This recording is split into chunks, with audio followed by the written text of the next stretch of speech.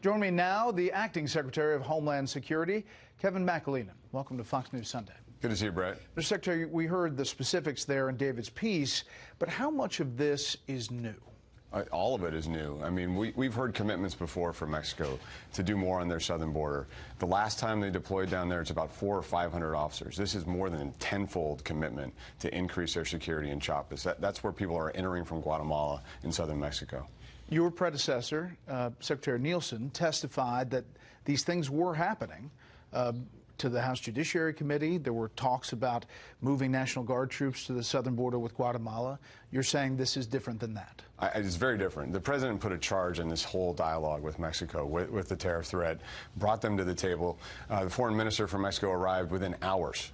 He arrived the next day with real proposals on the table. This is the first time we've heard anything like this kind of number of law enforcement being deployed in Mexico to address migration, not just at their southern border, but also on the transportation routes to the northern border and in coordinated patrols in key areas along our southwest border. The president tweeted this morning that any stories that said that this was not new, as you're saying, are false. But he said there are some important things not mentioned in yesterday's press release.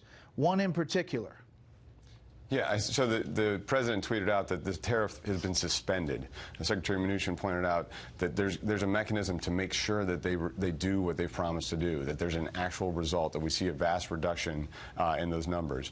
And as the State Department announced, there are going to be further actions, further dialogue with Mexico on immigration, on how to manage this asylum flow in the region, which is, a small percentage of the total flow. This is, by and large, an economic migration that we need to stop with enforcement. We need to be able to repatriate people successfully. So is the administration's point of view that this tactic worked as far as this threat of tariffs? You have the Speaker of the House with a release that says threats and temper tantrums are no way to negotiate foreign policy.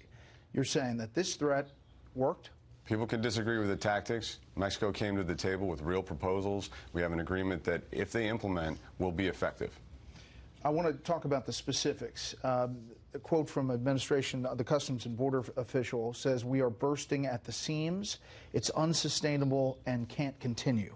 These numbers, right. Can you put them in context for people at home? So we had two prior surges of families and children at the border, 2014 and 2016. At that time, President Obama called it a humanitarian crisis. In the last 2 months alone, we have more than doubled those 2 full years of crisis. So to give you a sense of how many people are crossing the border, 144,000 last month.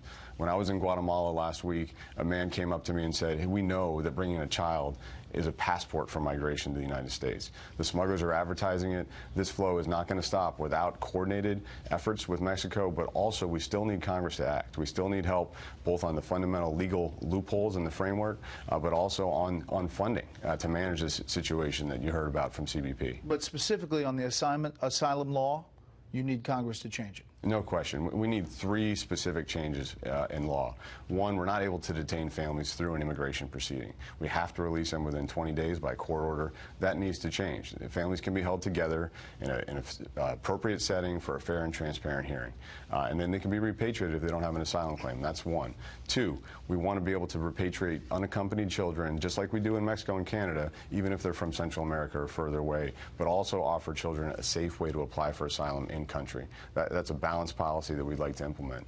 And 3, we need to change the asylum standard so that front bar, where we assign credible fear, is not so automatic, so that 85–90% of people get that, while only 10% get asylum at the end of a court proceeding. We need to align that more closely with what might actually be a successful claim.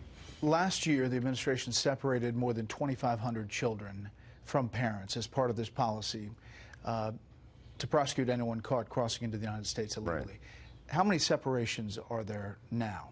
So now, both under the President's executive order from June 20th last year and court order, separations occur when they're in the interest of the safety of the child.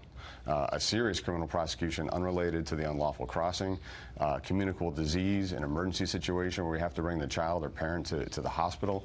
These are the kind of circumstances we're seeing. And then very sadly and very tragically, situations where there's abuse and where a child's safety is threatened by the adult they're traveling with. So the Inspector General found that there's dangerous overcrowding and unsanitary conditions. at processing facilities along the border. Is that still the case? That's absolutely the case. I testified to that in December of last year, and since then we've more than doubled the number of crossings. I went down in March 27th and said we have a crisis, that we're at the breaking point of the border. We don't have room for the people arriving. We asked Congress 5.5 weeks ago for supplemental funding to manage this overcrowding concern and get Health and Human Services the money they need to take unaccompanied children expeditiously. We have seen no action on those requests.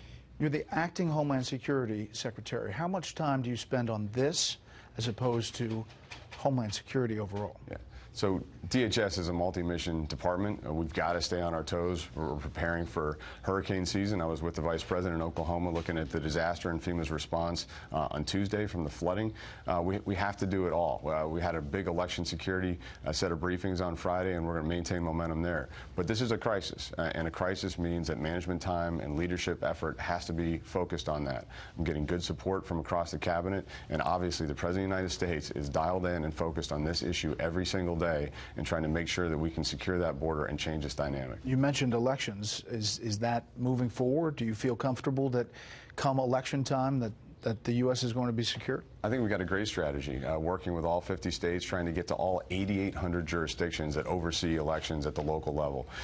This is just like a FEMA-style management structure. Federal government supports states and local governments that administer this, and we've got great tools to help them prepare, to make sure their systems are ready, to make sure there's been no intrusions, and to help educate on new threats and new emerging challenges in the cyber world. Mr. Secretary, we appreciate your time. Thank you. Good to see you.